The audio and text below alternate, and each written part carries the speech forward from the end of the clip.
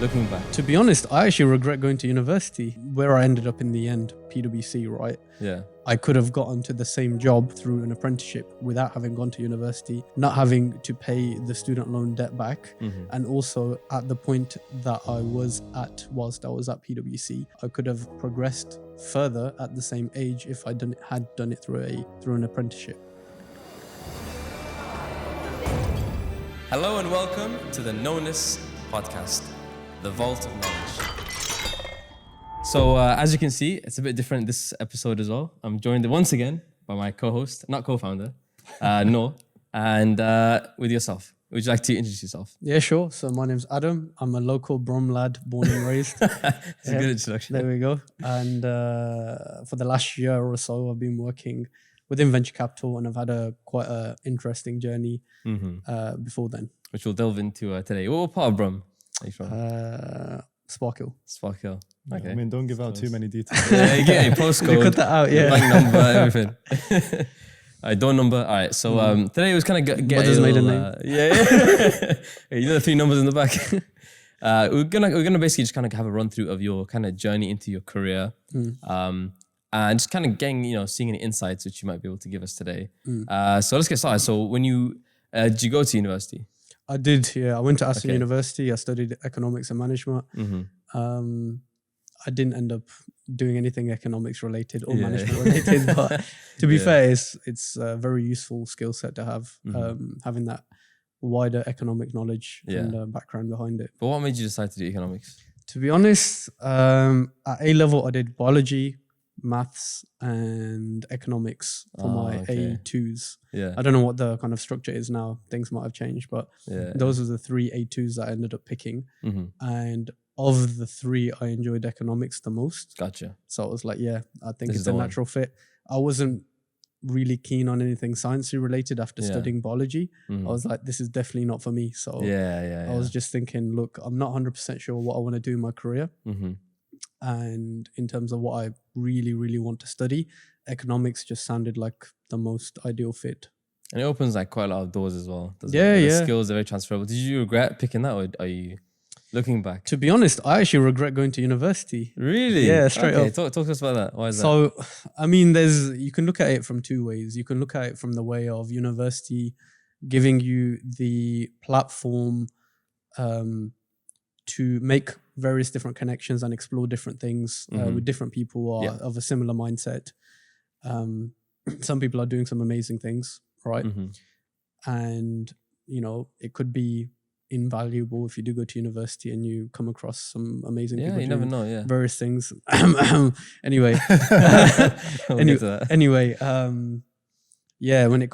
it came to, I mean, where I ended up in the end, PwC, right? Yeah. I could have gotten to the same job through an apprenticeship without having gone to university, not having to pay the student loan debt back. And also at the point that I was at whilst I was at PwC, I could have progressed further at the same age if I had done it through an apprenticeship. Gotcha. Yeah.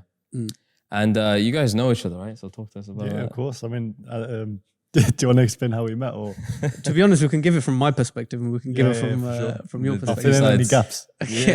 So from my perspective, I was just sitting there one day working. At this point, I was in like my 2nd or 3rd team at PwC. So almost part of the furniture. But I'd been there for like 3-4 years or something like that. And I was working away, part of the team, was just focused on work, doing what I got to do.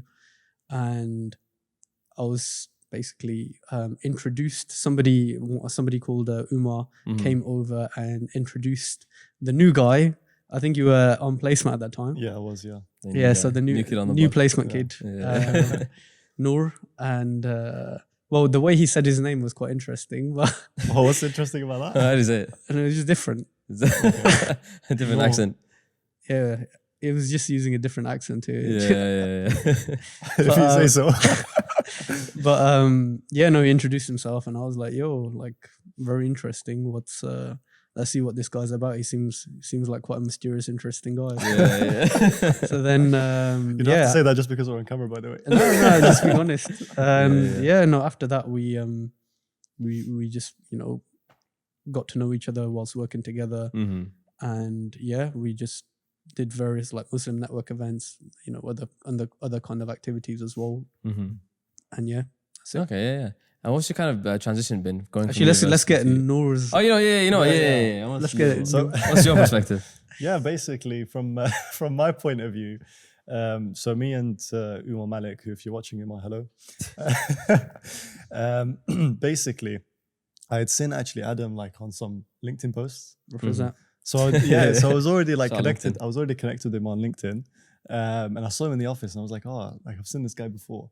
And I was sat down with Umar, and I said, oh, like, do you know him? He said, yeah, that's Adam. I was like, oh, can you introduce me? Like, well, obviously, I want to meet as many people at that point because, like, a key part of actually when you start PwC, a big part of it is networking.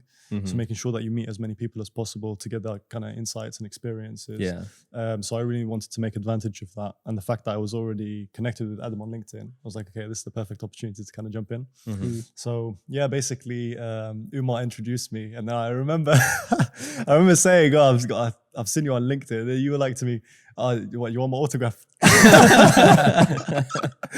So obviously he was very modest. But yeah, since then obviously we've become good friends. So Did you get the autograph or not yet?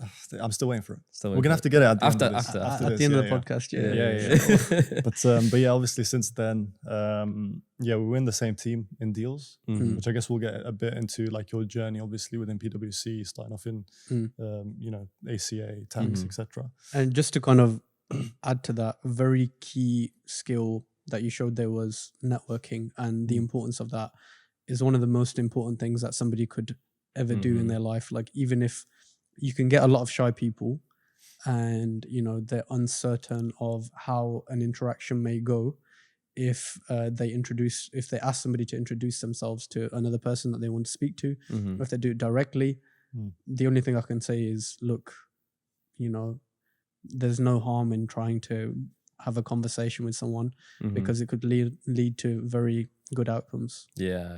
You've got nothing to lose. Yeah, you've got nothing to lose. So it's kind of your journey been like going from studying economics, graduating, and then your career after that. Did you go straight into PwC afterwards? So I had a bit of an interesting, I'd say my path started off actually at university. It's quite an interesting one. Yeah. Placement year. So Aston University is a 4-year course. Gotcha, yeah. With a sandwich year placement. And my first placement actually started off in a kind of recruitment team at the university because I found it really difficult to get placement.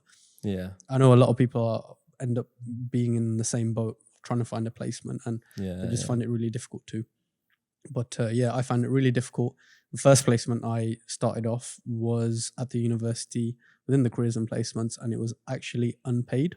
They only like paid, you know, expenses, and it was just a way for me to progress onto final year of university because I wouldn't have been able to do that. But I never gave up. I never gave up, actually. Like, I knew in the back of my mind, look, this is my starting point. I'm going to do this so I can progress onto final year.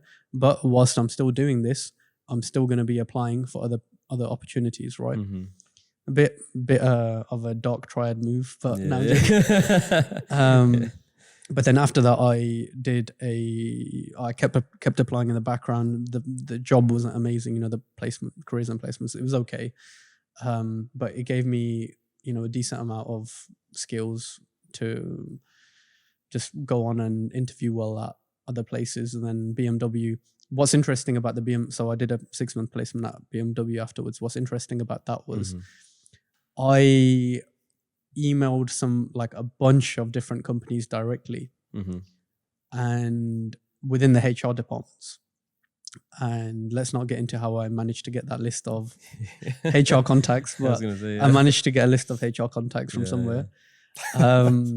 And so I emailed my CV to them directly and I said, look, I'm looking for a placement. This is my situation. Give me a placement, please. And it was like a bunch of different employers. I didn't get responses from a vast majority. Got an email from BMW back, which said, we've had a placement student drop out last minute. Could you interview within the next couple of days? So I went down to Oxford. At that point, there was basically no virtual stuff. So I went down to Oxford. Yeah, I'm part of the furniture, but I was going to say, but I'm older than I look. So I went down to Oxford, had the interview, and they said, "Can you start next week?" Damn. Exactly. Yeah. So I was like, okay, because my contract, the careers and placements was unpaid, I was able to break that off pretty much immediately. At that point, I was able to. Then I didn't have accommodation. I'd never kind of moved away from Birmingham before. So within the space of like a week, I had to find a place to stay. At that point, I didn't have a car either. I didn't have a car either. So it was really difficult to get around. And it was in winter as well. So the weather was awful. So and my family, a lot of my family was abroad at the time. So I had barely any kind of familial support to help facilitate the move as well. So it was a really tough time, but managed to make things work. And just did about 6-7 months. Within the first month, they wanted to extend my contract because it was initially 6 months. They obviously, I'm going to be humble, but no, I'm joking. Within the first month they wanted to extend me straight away. At that point, I didn't give them a definitive answer because as soon as I joined PMW, I started applying for other placements as well. And that other placement was a summer placement at PwC within the audit team. So I'd started off the process with that, passed all the online tests. Back then, that's what they used to do. Then I got invited for an assessment center at PwC. And then that was like about 1 month into my BMW placement. I said, okay, give me another month and for BMW, when they asked me to extend, I said, give me another month and I'll let you guys know if I want to extend. After that, I'd passed the assessment center, got to the final stage interview at PwC. They offered me the role. And I was like, okay, it was a summer placement actually. So I was able to do that after my BMW placement. So when BMW basically finally said, look, do you want to do the extension up until August? And I was like, no, thank you. I've got an offer at PwC and I want to kind of explore that because it's more in line with what I want to do. And it's another big name on my CV as well. That's the other thing as well, yeah. So then did the summer placement. It was awful. Well, I found audit awful. Gonna be completely honest. Audit was not. No one likes audit, right? Like a lot of people say they don't like it. Yeah. Why do you think that is?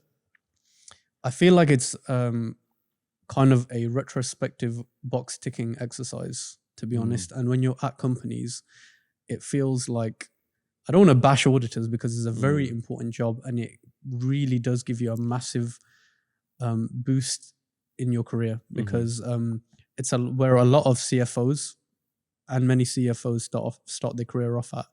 So it's a really good base point for starting your career off at, but it's an absolute grind when you start off in audit. So can you explain a bit about what an auditor does? Just for example, some people might not know what that entails. So my very brief 6 weeks of audit that I did, after which I did get offered the job, which I declined. So my very brief 6 weeks of audit, they have to test the financial statements and to kind of make sure that they're accurate and a true representation of what actually happened within the previous year. The financial statements include the profit and loss statement. They include the balance sheet as well. Yeah. And they have to do various tests, and you can do either controls testing or substantive. And the way that things work is depending on the level of risk, you do different tests. And the business as well, you do different tests. There's a lot of reconciliations. Like, for example, one of the first things that I did when I was there was reconciling bank statements to the actual cash accounts. So, it's a retrospective exercise looking at the company's performance during the year to make sure what they've actually say they've achieved is representative of what they've achieved. Yeah, exactly. So it's when I went to companies, I mean, I was at 2 or 3 companies during my placement, right? And I just felt like I got thrown into the deep end, to be honest. I had no idea what I was doing. I had no idea what I was doing. Into the thick of it. We find that usually when you get thrown into the deep end, that's where you pick up stuff a lot. Yeah. You learn a lot. Yeah. But I picked up immediately that audit was not the place that I wanted. So, I mean, the hours were long. The amount of work you'd have to do. The work was as stimulating as I wanted to have been. Was it in a busy season as well? Because I heard there's a busy season associated with audit. It wasn't in busy season. It was in. It was in. So imagine what it would have been like. Exactly. If you exactly. So Yeah, and I just felt like it was a little bit less commercial than what I wanted. But funnily enough, after that, when I did graduate, are we done with the audit questions or? For now. Yeah, that's pretty much. There is actually one thing before we move on. And I noticed you mentioned the reconciliations. Can you explain a bit about what that is? Yeah, so it would be something like you look at the bank account, like the actual paper bank account or digital kind of scan of the bank account. You would then have a look at like maybe a few transactions. You maybe sample a few transactions, and you then sample them and make sure that they're reconciled to various balances on some of the ledgers that the firm that you're auditing has. So make sure that transactions line up. Exactly, basically. yeah. So to make sure that the amounts that are on the bank statements line up with what is recorded within the company. Yeah. So that's what would count as a reconciliation. Cool. I just remember because I think we'll get onto deals later on, but when I first heard the term reconciliation, I was thinking, oh, what is this? Turns out I'd missed the training session what it was before. But yeah, essentially just like lining up the transactions and making sure that everything's in order and correct. But yeah. Yeah, cool. yeah. That's everything audit related. I think that's true. I didn't do much audit, to be honest. Yeah. I mean, so it was those 6 weeks within your kind of university sandwich year? That was during my university sandwich year, yeah. Cool. So, and then they offered me a job in audit afterwards. Yeah. I thought about it. It was it was quite an easy decision to make, to be honest, because I was thinking about it. I was like, look, do I want to spend the next 3 years doing this? Yeah, it's a bit. And after having looked at the auditors, and again, really, I don't want to bash audit, right? It's for some people. Like it's a really, really good way to start your career off. Yeah, definitely. Because you become a really good generalist. But I had a look at some of the people working in audit, and I was like, I'm not looking to work like this. And to be honest, they were working long hours, and they were also doing the ACA qualification at the same time as well. Yeah. So I did a bit of research, figuring out which team had so I was either considering deals or tax at the time. So deals, they didn't actually have a straight deal scheme at the time. It was deals split with audit. And from the research that I'd done, from having spoken to a few different people, they'd said that the split was heavily skewed towards audit. I was like, I do not want anything. I don't want anything to do with this, right? Yeah. Then the other option was tax. Then I did a bit of kind of digging into tax, and they said that within tax, your hours tend to not go past 5 o'clock per day, which meant that if I was going to study the ACA qualification, which is something that I was really keen on doing, the easiest way for me to get it would have been through tax, because I would have been working less hours than everybody else, and I would have my evenings to still study. So you have the time to like work on it and revise and stuff. Exactly. Yeah. And can you explain what the ACA is as well? Yeah, so ACA qualification is a qualification. There's a few different accountancy qualifications that you can do post-university. One is CIMA, one is ACCA, and the other is ACA. They all have slightly different structures, but the ACA is it's the qualification which is associated with the Institute of Chartered Accountants of England and Wales. Yeah, it's the most popular one, right? It's one of the most popular ones. Yeah. It's a mouthful. That's why. I think the Scots have their own. So they don't like the whole title. Yeah, they've got their own body. I think it's called ICAS. Okay, so which one is that qualification related to? Theirs is called the CA. Oh, okay. So they got even one less letter. So it's usually the ACA or the ACCA, right? Yeah, typically. And the ACA is usually most popular. So ACA you can only do with a certain amount of firms which are accredited by the ICAEW. Okay. ACCA, I'm not 100% sure, but from what I understand, if you're doing the ACCA, you're able to do it without an attachment to a firm. Okay, cool. So yeah. Yeah. So what does the ACA entail then? So with the ACA, you have to sit 15 exams to get the qualification, and each of those exams is quite intense. If you went to university, you did an accounting degree, there's a strong possibility of you getting exemptions from various exams as well. Like I know one person, they ended up getting like 7-8 exemptions or something like that. So that's a lot. So yeah, for myself, I did economics at Aston University, got 0 exemptions. So I had to sit all 15. But to be honest, I think it is a good thing, to be fair, because for me, having sat the exams, some of the exams are tiered into 3 levels. You've got the certificate level, professional level, and advanced level. Yeah. So certificate level, the easiest ones. There's 6 exams, but they cover various different topics such as tax, law, law, accounting, and various other kind of basic fields within accountancy as a whole. And the failure rate for these are actually pretty high because, I mean, they're multiple choice, but it kind of filters out people who are suited towards exams and people who are not suited towards exams. Yeah, I know. And it's quite unfortunate actually, because a lot of people, when you sit these exams, there's kind of something called a mechanism called a good fail or a bad fail.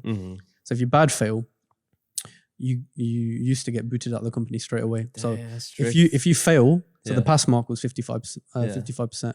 If you fail the exam badly, like way below 55, I don't know what the threshold was. I didn't really know many people who bad failed, but they'd get kicked out of the company and they wouldn't be able to finish off sitting the exams. That's actually crazy. If you had a good fail, immediate boot. Yeah, exactly. I mean, I guess it's from the company's perspective. It's like if someone's getting really bad, it reduces confidence in the ability of for them to get better. And what do you think about that? To be honest, it does leave the people who are more suited towards passing exams. Do you think that's a skill that's correlated with being a good accountant? Because isn't there like a lot of kind of information that you have to have like at the top of your mind? I guess so. I mean, you would have to digest. You'd have to learn a lot of different concepts, digest those concepts, and be like you should be able to apply those contexts within the scope of an exam, right? Does that make you a good accountant? Possibly. I'm not 100% sure. So I know when it comes to starting businesses and stuff like that, where I am right now in my current part of my career, academics don't always mean everything. But in terms of then the knowledge that you need for being an accountant, because obviously like exams usually are based with like memory-based learning. With being an accountant, like surely there's a lot, I'm assuming actually within tax as well, there's a lot of things that you need to keep actually in your mind. Yeah, because you know if what? you're analyzing these things, you need to be aware of. You're right. So especially when I sat 2 of my tax exams, especially when I sat my professional level tax, there's 2 professional level tax exams, both very difficult. One had a really high failure rate. Was that really like memory based? That was so tax is very, very memory based because you need to learn a lot of laws and mechanisms. And do these laws change constantly as well, or is it? They do. But within the context of the actual exam itself, you would have a cutoff of which tax laws you'd be learning. Gotcha. Yeah. They would all have the same stuff. Yeah. All of the tax laws have the kind of generally the same kind of base, but it's just the thresholds that change. So, for example, maybe apprenticeship levy, that's one tax. Another tax would be corporation tax, capital gains, income tax. You would always generally have some of these taxes, but how the threshold of which they're charged at would typically change either every year or every other year. So, yeah. There's an interesting point here, just kind of stepping back a little bit. From my perspective as a founder and talking to like accountants and like from the legal aspect, a lot of these kind of these people separate the tax side of things completely. They're like, oh, speak to a tax advisor, Even the accountants, which you assume have like tax kind of side by side and they'd have it like in hand. Even they're like, look, we don't do any tax stuff. We don't want to get anything essentially wrong. Go speak to a tax advisor. And to me, it's like, I understand that tax is a very, like you said, it's very memory-based, like difficult kind of area, and you have to get things right. It's really important. But I found it a bit strange that they had to kind of separate that off. Well, tax, if you look at the legislation for tax, you get some gigantic yellow books. You get multiple gigantic yellow books. I think they're called tollies. I've heard of that, but... Yeah, tollies. The tax laws are extensive, and how they kind of interact with each other, they can be quite difficult to comprehend without the right experience. So you need to have the knowledge. You also need to have the experience as well of how certain nuanced mechanisms within tax kind of interact with each other. And many accountants say know everything from the numbers perspective, but from the legal perspective of, the way that tax works, it can be quite difficult, especially when so tax can be both retrospective and prospective. It can be retrospective in the sense that you are looking to legally minimize the amount of tax that somebody pays, or not just legally minimize, but accurately represent how much tax that somebody pays within the retrospective year or previous years. It can also be prospective in the sense that you can do various structuring for you to minimize how much tax that you may pay in the future if you structure a company in a certain way, and that's tax planning. So yeah, especially if you have multinational companies, you might have entities in certain different places, and how they interact with one another can be quite nuanced. And actually a point on tax, because I think a lot of viewers are going to think, whenever people hear about tax and they hear about tax avoidance and tax evasion, what are the clear differences between the two? So that people actually understand. Is it the same thing or is it? No, they're both actually different. So tax avoidance is using the legal system to find kind of gaps where you can get an advantage. Tax evasion is when you are not paying, or you're finding mechanisms to not pay tax which you should legally be paying. Gotcha. So tax avoidance technically is legal. Tax evasion is illegal. That would make sense. But tax avoidance is theoretically somewhat unethical. But yeah. Yeah, because I think a lot of people end up confusing the two. But it's good to get that clear distinction. I think a lot of people also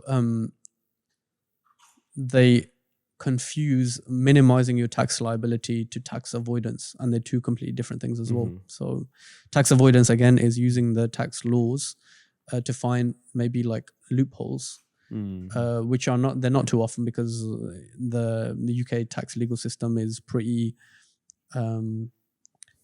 mature. Yeah, it's pretty robust. But with the minimizing your tax, it's fine. Everyone should do that. So yeah, but it should of course be accurate. Okay, cool.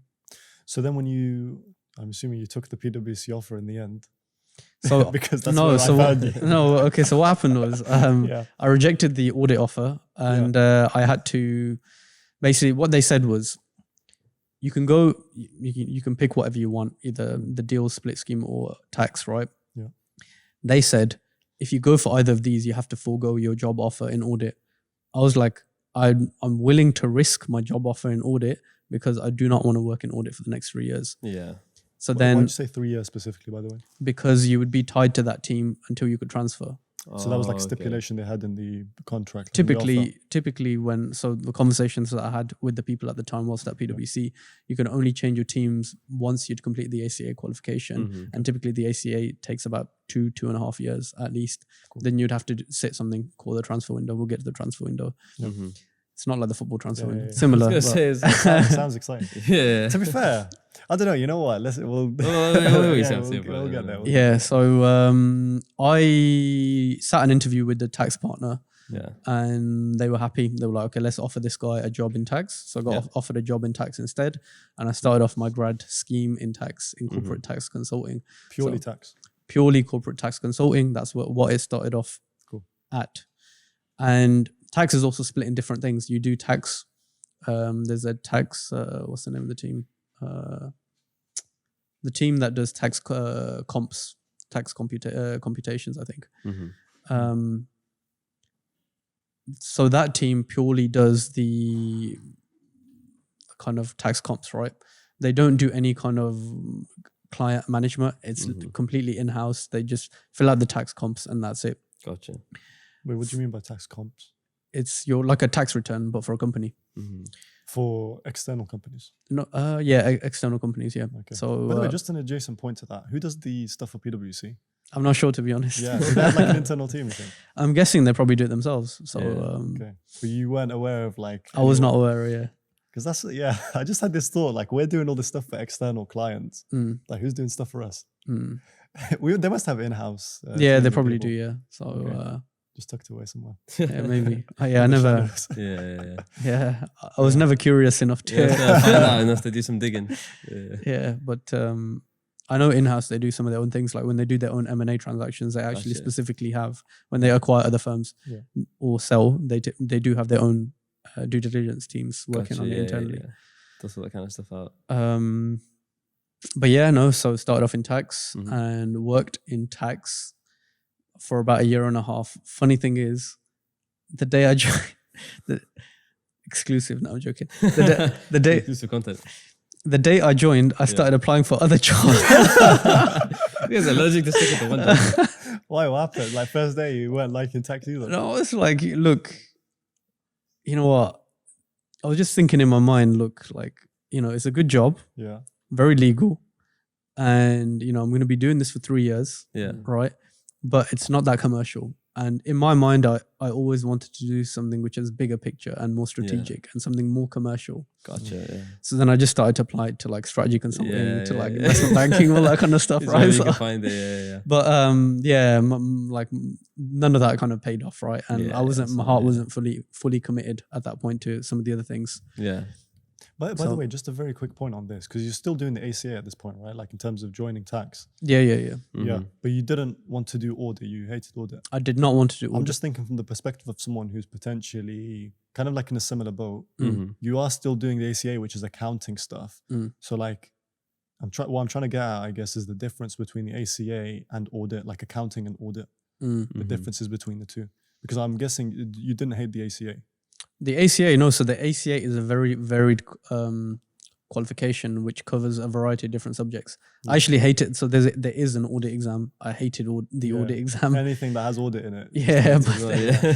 Okay. but there was various other exams like strategic business management, which was a lot more in line with what I found more intellectually stimulating. Mhm. And there were kind of various other exams as well that, like financial management, they went into various different financial instruments, which were a lot more interesting to myself as well. Mhm. So there's other parts which I didn't find too interesting, which Yeah. may have been like the tax part was okay, but the audit part, no really, thank you. yeah. Financial reporting, like there was another exam which was like financial reporting was okay, but not really my cup of tea either. Yeah, So So accounting is very different to audit. Audit's a separate. audit is separate. Yeah, I mean they are intertwined. The skill of accounting is very important when you're doing an audit job. Mhm. If you're doing accounts for somebody, that's completely different. Accounts would typically have a few different components. You'd have bookkeeping, which would be keeping a log of all the transactions. Mhm. It would then be creating a trial balance from those transactions. And the trial balance would be created from various different ledgers that would have each different small transaction that you've made as a business Mhm. feeding into that. Then from that trial balance, you would then create two main financial statements and then Mhm. the cash flow statement as well. Gotcha. So yeah, that's the kind of process of accounting. So that is typically what you would do, but then there's also kind of financial controls based roles around that. So if you're doing in-house accounting at, let's say, a firm in industry, you could typically be looking at doing some of those jobs. Mhm. If you go to Big Four, you probably won't be doing accounting. Mhm. Very unlikely in the kind of traditional sense. Yeah. You'd be doing more kind of so on the side of audit, which is basically just making sure what the firm has said that they've done during the year, what the accountants for that firm have said Mhm. during the year is correct, basically. So So it's just a review of existing accounts, making sure that's correct. pretty much, yeah. Mhm. Yeah. Okay. I mean, I can understand why some people find that tedious. You know, you're just looking through and making sure things are fine. Yeah. That falls under That's assurance, right? Assurance, PwC. yeah. It can get quite granular. Yeah. Because I would always see audit, but then assurance, are they basically the same thing? To be honest, I don't know what the difference between the two is. Okay. I was yeah. never too I interested. guess everyone so- has the same question. Maybe. Yeah. Yeah. Okay, fair enough. All right, cool. You, So, maybe it's you provide assurance. Mhm. yeah, by doing the audits. Yeah. All right, cool. Yeah. So at this point, then you just started your tax role at PwC. And when I started my tax role, one of the first things I did was network with different people, just introduce myself with 2 different people, get myself known in different teams as well, and try and figure out where I wanted to take my career, because I already knew at that point quite early on that I knew that tax wasn't going to be the place that I was going to be within long term. So, I'd networked with various different people and figured out which department paid the most money. No, I'm kidding. Hey, smart. Yeah. So, I was just trying to find something more commercial, and I was still at that point unsure because I didn't really have much guidance in terms of my background. Like, I'm the first generation of my family to go to university. And my dad came from like a manual labor background. And, I didn't really have a huge amount of guidance on which avenue to take. Kind of first in your family kind of thing. Exactly, yeah. So, I mean, 2 of my older brothers, they're professionals. The eldest is a teacher, has absolutely no idea about corporate jobs. And the middle one's an engineer, again, it's completely different. Completely different. This is exactly why it's important for people to be using Knowness at Knowness.com. At Knowness.com. At Knowness Plug it, on Instagram, TikTok. So yeah, if you have this guidance, Facebook. it can genuinely be a massive plug, especially in today's day and age. So yeah, and just another like good plug as well is Knowness.com. But yeah. Because a lot of students actually struggle in terms of getting that careers guidance. Again, the big part about university taster courses and seeing actually what avenues are there and that are applicable. It's really important. So people come in from like university, first generation, that with limited guidance is difficult. Did you say taster course, which we should have on Knowness.com? Yeah, okay, you've milked it. I still got a few more to milk. But yeah, I do think it's really important to kind of get like a really strong taste of like what it is you're getting into. Because all of that, I'll be honest, I have no idea about any of it. Do you know what I mean? Because I'm glad you're learning. I'm learning a lot. I'm sitting here watching YouTube back home. Because it's a massive commitment, right? Especially if you're going to university, you're spending 30K. Yeah. But I guess, we're lucky in the sense that now I think a lot of students are actually considering like apprenticeships. Like you mentioned at the start, I was lucky enough to do a degree apprenticeship, for example, which is where I met you. So like with PwC, and I think that offers the best of both worlds. But yeah, going back to your journey then.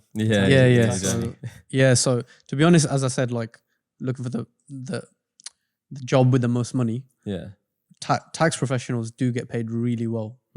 So I know I've got still some friends in tax and they're getting paid really well. So that is a good option for some people. For me, like the legal aspect of things was it's just not me. So I was never a lawyer. You have to look at things. It's almost like a lawyer job. Especially if you're doing the kind of looking forwards when you're doing the tax planning. It's such an important career though. Like it's so so much in demand. That I can't imagine having like that experience and not being able to land any role. So if you end up actually being really passionate about that, I guess like a blessing. And I think there is a shortage of tax professionals, to be honest, at the moment. So is it? You think that's in because excess? They're needed in every transaction, to be fair. So yeah, exactly. But do you think that's because a lot of people lack that kind of drive and that passion for it? It could be. I mean, when it comes to auditors and stuff like that, they typically, I've not met many audit. So the base position is people start off in audit, right? Then they move to do different things, whether they go to in-house roles in industry and they make a lot of money doing whatever they do, or if they decide to move to deals, which is another kind of attractive thing that some people do, or if they want to pursue their kind of career ladder in audit. I don't see a lot of people making that transition from audit to tax. So people who get recruited in tax or join these firms in tax, it seems like from what I've observed, they tend to stay in their tax kind of branch and they don't kind of move to different things. And people don't tend to cross over. Okay, cool. Yeah.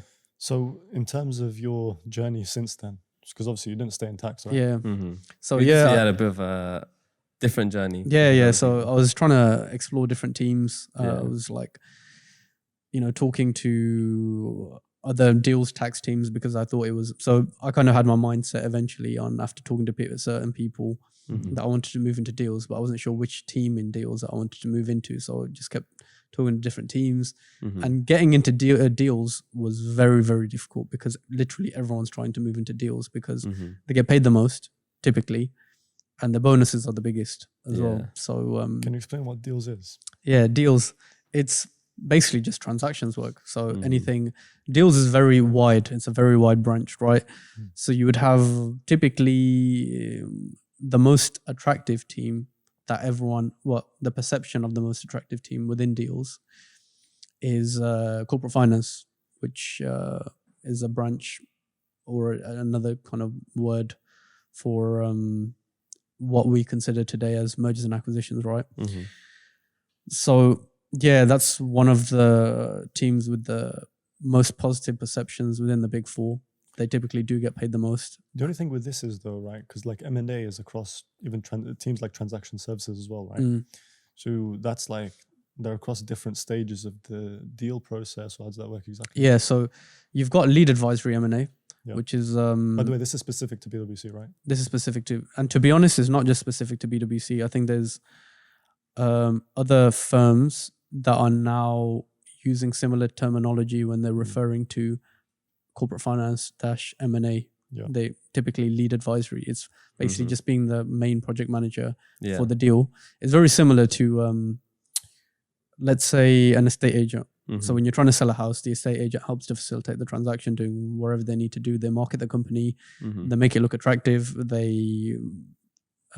So the estate agent would do the same thing for a house. Mhm. Then they would find various buyers for the house, and yeah, that's that really. And Gotcha. then they keep a competitive process going, so whoever's selling the house can get the best deal for it. Yeah. Mhm. And that's very similar to how M&A corporate finance works, obviously with a lot more context of the perspective of accounting, because it's a very important skill to have, because when you value companies as well, Mhm. having the accountant skill set is important, because valuations just kind of feed into things, which is another team actually within PwC, valuations. Not 100% sure what they do other than valuation work, Yeah. what they specifically do within the specific valuation work teams. I remember those specific sub teams even within valuation. Yeah, like there's deal so many teams. rewards Yeah, and things. Yeah, I mean, I do my own valuation. valuation work at the current role that I'm in, but it's Yeah. probably very different to the valuation work at PwC. Mhm. Yeah. And then there's restructuring, which is the team that I ended up in one side. So the way that I moved from tax to restructuring was after I'd completed my ACA qualification, I did the transfer window. So The transfer window. transfer window, yeah. So I've heard about it, yeah. Yeah, so explain this transfer window. So yeah, they basically saw a hot prospect on the market and with a lot of potential, and they saw Prodigy, and they were like, "How can we get this guy to work as part?" Nah, I'm joking. I wish it was like that. You Yeah. wish you were scouted. Yeah, I wish, but yeah, no, you have to apply. Mhm. As you submit your CV. I applied to 2 teams.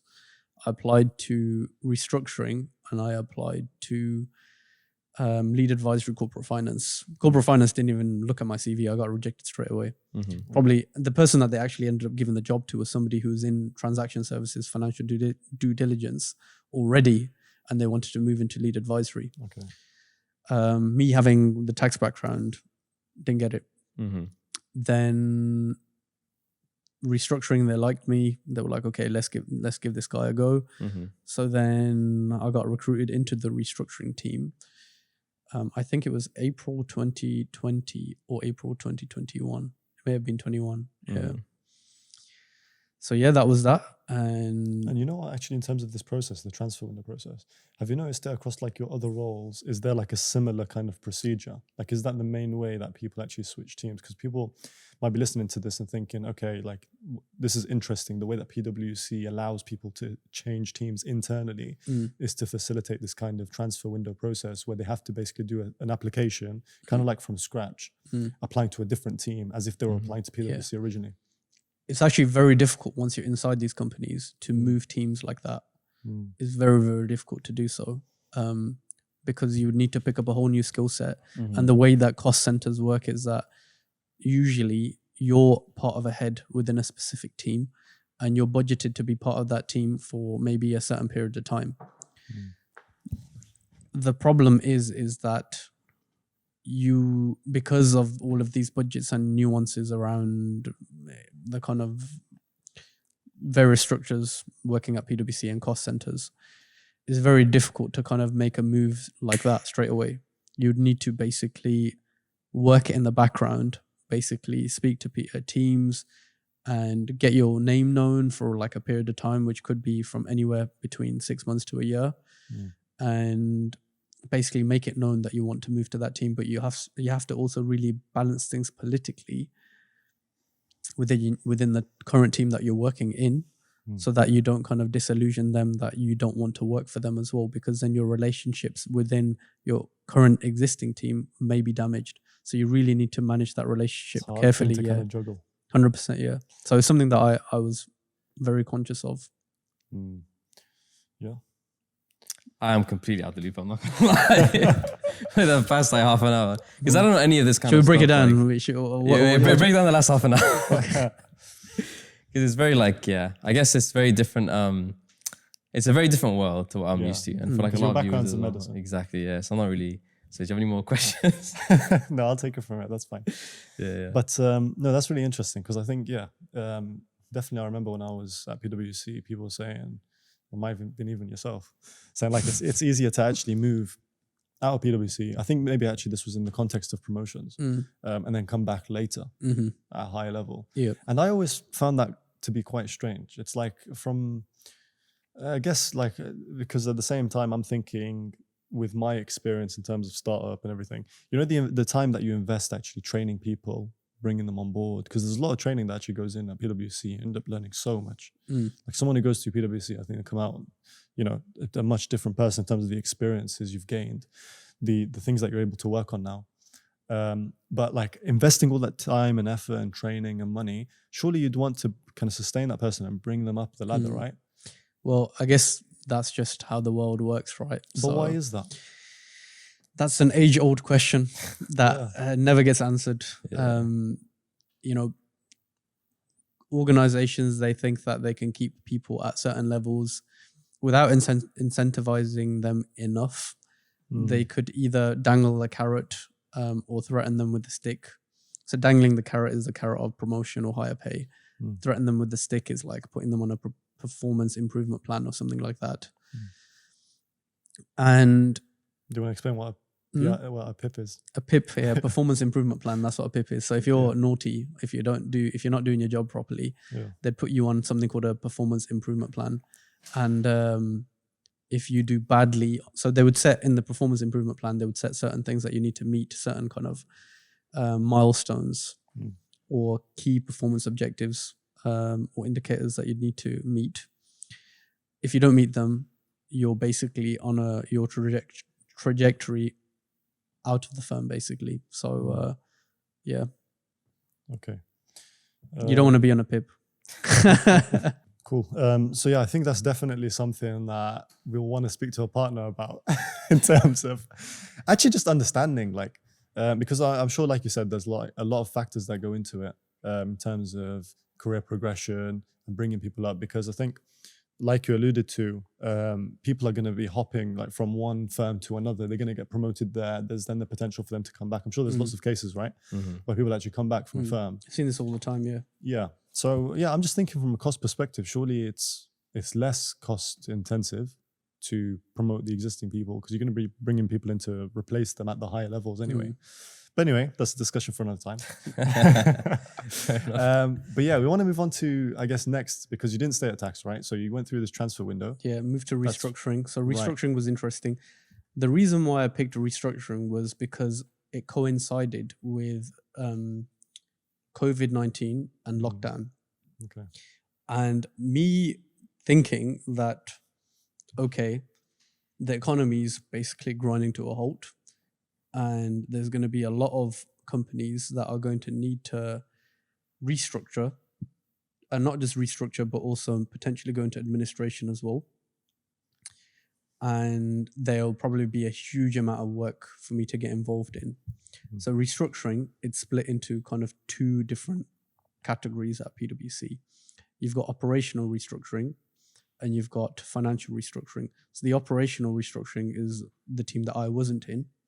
That team typically, I think, looks at various mechanisms of how to improve operations at a business in order for them to get back on track in terms of the performance. Mm. That is typically, there's something called a demise curve for a company, where a company, when it's decreasing in its performance, it would first need operational restructuring. And then if it goes even further along the demise curve and it doesn't recover at that point, you would need to do financial restructuring. So the financial restructuring could be stuff like debt restructuring, which could be stuff like speaking to a bank, because a company will have various covenants as part of the debt that they may have taken on from banks or organizations who provide debt. And the bank would need to basically agree to restructuring whatever debt obligations a company may have. And PwC or Big Four, whoever, may produce a report on showing what the options are for a company, whether they should do a restructuring, like a debt restructuring, or other kind of liquidity releasing mechanisms that they may be able to use, right? So that's one aspect of restructuring. And then further along the demise curve is administrations, and that was probably one of the most profitable parts of the team, which I think PwC, they worked on quite a few big administrations. But that administration is when a company basically is no longer able to meet their debt obligations, and let's say the debt provider doesn't want to continue. So the debt provider would typically have like a fixed or floating charge on the assets of the company. Another technical term, but yeah. So yeah, they can put the company into administration, or they can file for it. There's various different ways of putting a company into administration, but what this means is you can appoint administrators. The administrator would typically be a partner in our team or a director, get appointed by the external organization who's going through difficulty, and they would then figure out a way on how to distribute funds to the creditors, as a satisfaction of the liabilities is the administrator's main duty. Yeah. A lot of technical terms in there, right? Lost. How should I break that down? The thing is that, as you were explaining that, because, we hear obviously administration. Is that the same thing as bankruptcy? Or is it something different? So it's slightly different. Bankruptcy typically is associated with individuals, and administration is typically associated with companies. Okay. So it's the same thing, just one's for individuals, Similar, one's yeah. for companies. Okay. That's really helpful to know, because like these terms are like used a lot just in general. But okay, so that was your experience within restructuring, right? Mm-hmm. You didn't stay there. No. And you ended up moving. Yeah. Right? I did think that the economy is going to be basically in really bad state, but the government supported everything with the loans and the COVID loans and other kind of grants that they gave out as well. And so the actual restructuring work wasn't as heavy that I thought it was going to be. So whilst I did work on some restructuring projects, it wasn't as much as I would have wanted. And I was at that point, obviously I still am, but I was very ambitious in terms of what I wanted to achieve in my career. And I wanted to make sure I was on project after project rather than sitting on the bench, which is basically just waiting for a project. Yeah. So I did get the opportunity to work on other aspects of deals. So I did one restructuring M&A project, which was a company which wasn't doing so well, but slightly in between, let's say, operational and financial restructuring, but it kind of fits more in the financial restructuring space. It was for a healthcare business. Hey, It's for a healthcare business, which was, they had two parts. The two parts were abortion and fertility. In terms of the ethics behind it, I'm not going to comment, but there was abortion and fertility. So the fertility part of the business wasn't doing so well. And it was actually a not-for-profit as well. Mm-hmm. So what we had to do, we identified that as PwC, that part of the business wasn't doing so well. So then we decided to run a sales process. And we decided to sell that part of the business. And we had to do some financial modeling work to show how good the company could be if it was purchased by somebody who was looking at things from a commercial perspective.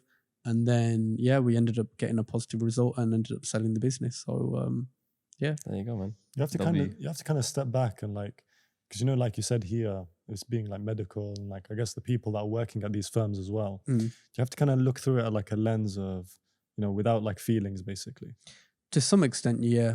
But I think when it comes to restructuring, your duty is to the creditors typically, right? And trying to achieve the best outcome for the creditors.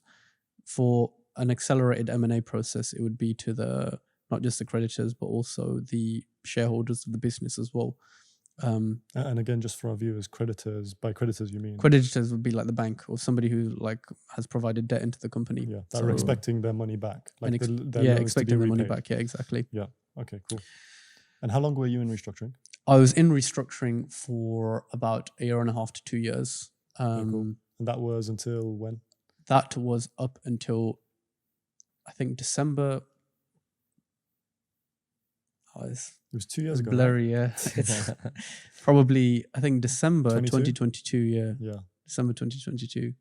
Then after that, I joined internally another team. Yeah, another transfer window. Another transfer window. Hopscotch. I'm trying to think of a football player who just keeps transferring. Yeah. Which football player keeps transferring? I mean, Zlatan moved a lot. Yeah, let's say Zlatan. Yeah, Zlatan. Let's put myself at that caliber as well. Yeah. Come on. The economical Zlatan. Yeah. So yeah, no, I moved internally again. An opportunity came up. Yeah. At this point, I'd already spoken to this specific team internally. It was the Raise Ventures team at PwC. I think a lot of viewers are going to be really excited about this stage of the yeah, episode. I think it's taken a long time to get to this stage. Build up, yeah. But context is important. But this is my the beginning of my venture capital journey. There's also something that I didn't mention previously, which was I did a secondment at client secondment. Secondment is when you do like a transfer or a contract to another temporary contract to another kind of external team. It could be whilst you're still at PwC. Whilst I was still under my PwC contract. So I did like a 5-month stint at a organization called Innovate UK, which provided loans to early stage startups. So that's one team within Innovate UK, but I did that role as well, and that kind of gave me a bit of leverage and a bit of the right experience when it came to working with startups, and some of the experience that this Raise Ventures team were looking for when it came to me doing the interviews and stuff. So with Raise Ventures, I'd already started speaking to some people as part of the team, maybe like 9 months before. And that's why networking is really important. Exactly. Networking is very important. So I was talking to them. I was like, if there's an opportunity that comes through, let me know. Kept talking. The conversations kept going on every couple of months. And, you know, I didn't know if I was going to be able to make that move. But eventually a vacancy did end up coming up, and I was like, okay, this may be my opportunity. And obviously I've also at that point already built up the relationships with some of the people within the team. So yeah, I'd using my experience at Innovate UK, working with early stage businesses, and my deals experience and the relationships that I'd built up, using all of that together, that is what basically helped me get the job. And I then started my role within the Raise Ventures team at PwC. So what does Raise do exactly? What do they do? Yeah, so Raise, what they do is they support early stage businesses with fundraisers, with equity fundraisers. And the fundraisers could have been anywhere between about 3-4 million to about 30 million, but the typical sweet spot was between 5 to 10 million for the raises. And just looking at your broader picture, what is meant by VC? VC means venture capital. So in terms of because usually people, so I guess in terms of the funding, the world of funding, right? You've got angel investors, and you've got venture capital firms, right? I don't think those are the main two. You've got angels, you've got VCs, you've got VCTs, you've got different types of different funds structures, but it's probably better to just two most popular. 100%, yeah. Okay, aside from grants and bursaries and that sort of thing. Okay, cool. Because again, just for the viewers, obviously angel investment, that's an investor from usually like a high net worth individual that is passionate and believes in a startup and puts their funds in. Usually they're one of the first people that invest into the business, right? That's right. Yeah. And then you want to explain about like VC. Yeah, so VC is, they're usually firms that purchase stakes in early stage companies with, in return, the founders, they would get capital, which is money, cash, to put towards running the business and increasing the value of the business and helping the business to grow. And typically as part of that equity stake as well, they would also take potentially a board observer role or a NED role or investment director role. So NED stands for non-executive director. It's typically an observer role, but that's what VCs tend to do. Okay. And do they usually take a larger chunk of the company, or is it smaller chunk, or what does it depend on? What factors? Yeah, so take the chunk of the company that they take. It really does depend. They don't typically look to take a vast majority of the equity of the company. With these kind of VCs, they typically, I mean, there's different types of VCs. There's venture builders who like to actually take a majority and actually build the company themselves, right? But then your typical VC, it would typically be a minority shareholding, maybe like 10% or something like that. And in return, they would have much money. And valuations are very important as well, like how big a company is. Let's say a company is worth, there's something called a pre-money and a post-money, but let's not get into the technicals of... For another episode. Yeah, let's not get into the technicals around VC, but yeah. This is all very new to the scene, man. I'm lost, man. Keep going. But it is interesting though, because like a lot of obviously founders, like raising money is such a big part of the journey, and it's usually a very difficult step to actually reach and get to. But it's so important to actually know what you're getting yourself into, because obviously, like getting money, whether it's from an angel investor or from VC, comes with its own like risks, or maybe some people would say like disadvantages. Obviously, it comes with a whole host of advantages as well. 100%, yeah. But you know, someone's actually got equity stake in your company, which means that they've purchased a percentage of your company, which you no longer own. However, obviously, the upside to that is that now you've got those funds to be able to drive innovation and product development and use that to really grow and scale the business. And in the long term, that's when the investor will look to gain like return on their investment. Yeah. Exactly. So you make a really good point there. Like you have to really consider who's going to be investing in you, and that's specifically where this Raise Ventures team was operating within, because the Raise Venture team, they were the middleman, effectively, between the early stage startup, the early stage business that was looking to raise equity, and a whole host of investors who may potentially invest into the company. So you being the middleman, you would help the company get investor ready. You would help build out their investor deck. Investor deck is like a pitch deck that you would give and circulate to potential investors. And investors typically like to see it in a certain structure. That structure would basically have top to bottom of the business, but in a very short, condensed form, with some of the key metrics that investors would like to look at.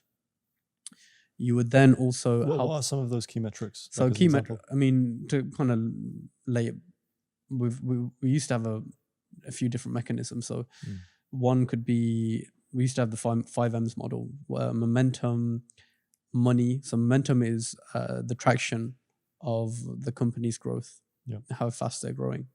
Money is what you actually get in return for the money that you're putting in, or the money that the investor would be putting in, from the mindset of the company as well.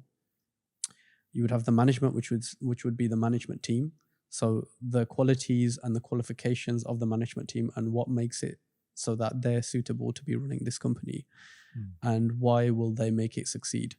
You had machine, which was the operations behind the business and the quality of the operations behind the business, and why that would help to enable the company, why they have the right structures in place for the company to kind of succeed. And the last M I forgot, so I can't remember it off the top of my mind. But there's also various other frameworks. Like there's also a 5 Ps model, which I use currently at my current job, which is, goes through, the last one was market. So the size of the marketplace, which is very important as well. A lot of VCs do look at market. So it's important to be you don't want to be in a shrinking market.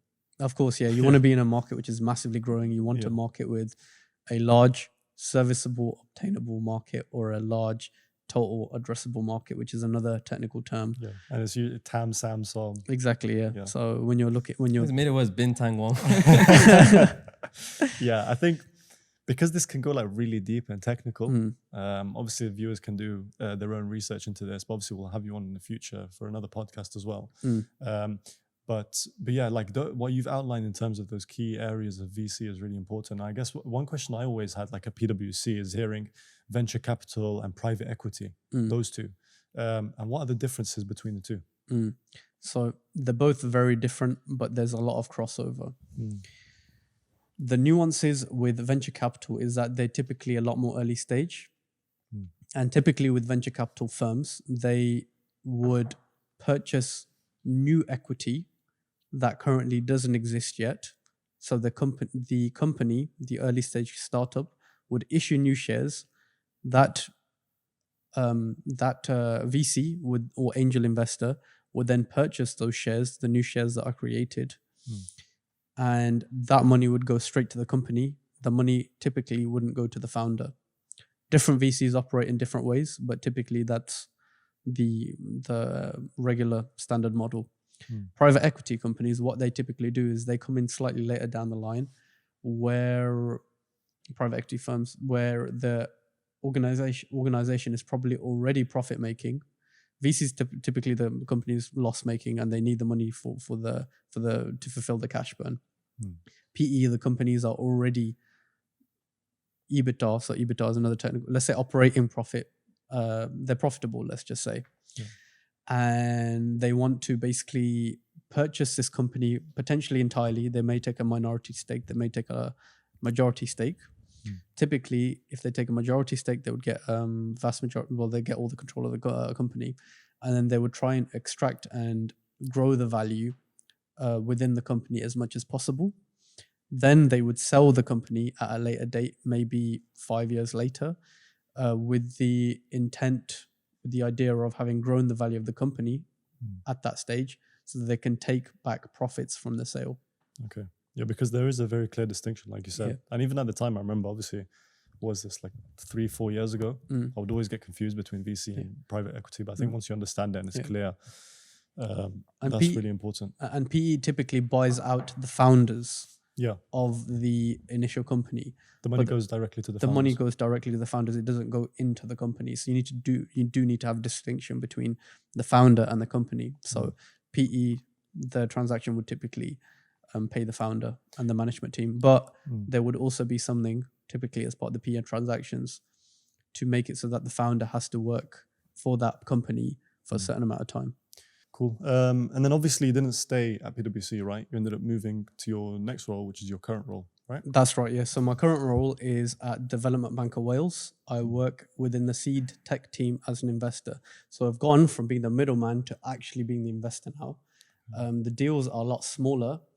Typically, the deal sizes that I look at are between anywhere up to 350k for the first ticket, but I would work for a cumulative ticket. So by what I mean ticket is the total investment would be 500k. So that's basically my current role. And very quickly, you just mentioned seed, right? Obviously, there's like people here, pre-seed, seed, Series A. Can you give us a very quick kind of rundown on that? To be honest, a lot of these terms is just really subjective, like seed, Series A, Series B. Yeah. It could really mean anything, to be honest. But typically what it means is that pre-seed would be the first round or very, very early stage. When, again, it would be really different for each company for what they would label a seed or a pre-seed, whatever. You would have seed, and then you would have Series A, you would have Series B. But even then, like within these rounds, people may have like a seed plus, a Series A plus, a Series B plus. There's no like strict like confines of these terms. Yeah. So, but it's really interesting from the perspective of when they actually recruited me, because within the team, they recruited about 2 to 3 other people at the same time. And all of them were PhDs from science backgrounds. And I was the only guy from a finance background that they hired. And they said that they did that because they wanted a blend of the 2 different skill sets, because the sciencey backgrounds are really important and the technical backgrounds are really important when it comes to evaluating some of these companies. And obviously from the finance perspective, it's also really important figuring out the financial models and getting an actual number ascribed to the investments that you're putting forward as well. And then from this point onwards, where did you go to? Did you hopscotch again or? No, I'm still. Oh, you're still in it. So is this something you're gonna like stay with long term? Yeah, I'm really enjoying doing buy-side deals. So being an investor, looking at early stage companies, helping support their growth, and just being an active member. So once I've invested in the company, I get to portfolio manage them. Like one company, I mean, a company that I haven't completed a deal on yet. I'm not going to name which company that is, but it may be something that may interest you. It's to do with biosciences. It's a company which actually, through the use of a lateral flow test, can detect cancer. Oh, is that like medtech kind of related? Yeah. So it can detect either lung or prostate cancer, and they're doing absolutely amazing things. It's a company that I'm looking at, and it's very interesting. So when it comes to kind of, I've had to understand, like, because I'm not from a sciencey background, I've had to really quickly understand the nuances behind the background and stuff like that. Exactly. I guess there's a lot of crossover with lots of different fields that you kind of have to 100% like understand and learn. I had no idea how a lateral flow test would work before. I just knew you buy it, you can do a COVID test from it. And that's I didn't really care when I was doing the lateral flow test of how it actually exact works. Science behind it. You just do it. Exactly. Yeah. So now I know there's some sort of antibody binding to an antigen, which is taken from an animal. That's it basically gives it the color. So the antibody is binded to a gold nanoparticle. Very sciencey, and is put into the strips of the lateral flow test. And that's what detects it and whatnot. Exactly. So I need to understand everything. So me not from a sciencey background, I've literally had to understand. It's one of the challenges that comes with the job, just kind of understanding 100%. Stuff. But you've kind of had a lot of like hopscotching, jumping around these different jobs to get where you are. So like you said, it's a very interesting background into getting this job. But for the viewers and beyond, what is the kind of typical route into venture capital? There's no real typical route, to be fair. You could come into venture capital from a PhD background if you're very high performing and you do whatever interviews you need to do. You can join a top VC in London. You can join a VC from a different part of the country as well. But it's that entrepreneurial mindset that they do look at when they're interviewing you. So it's really the type of person, and being able to assess technology and seeing if there's potential for it to be, something that you can grow. So yeah. And for a lot of people watching who may be interested in getting involved in something like this, if you could give one piece of advice, and obviously you've had many years of experience through this whole process, for someone interested in this kind of career path, if there's one piece of advice you could give, looking back at all your years, not that that's been like 20, 30 years, but it keeps coming for your age. I mean, I don't think I look that old. No. I'm maybe older than most people in the room, but I'm joking. But if that is that one piece of advice, what would it be? I think the one piece of advice I would give is stay resilient and have conviction. That's technically two pieces of advice, but we'll take it. But they kind of relate between each other. So you have to make sure you stay resilient, because throughout your life and in your career, it's not just career related, in your life as well, you're always going to get massive setbacks. And there's a lot of people, when they come across these setbacks, they just quit and they decide not to move forward.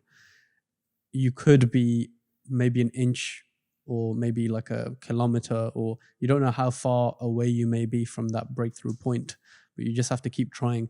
And at points in my career when I wasn't getting the moves or getting to where I wanted to be, I felt like I was becoming a bit of a madman, to be honest, but I just kept at it.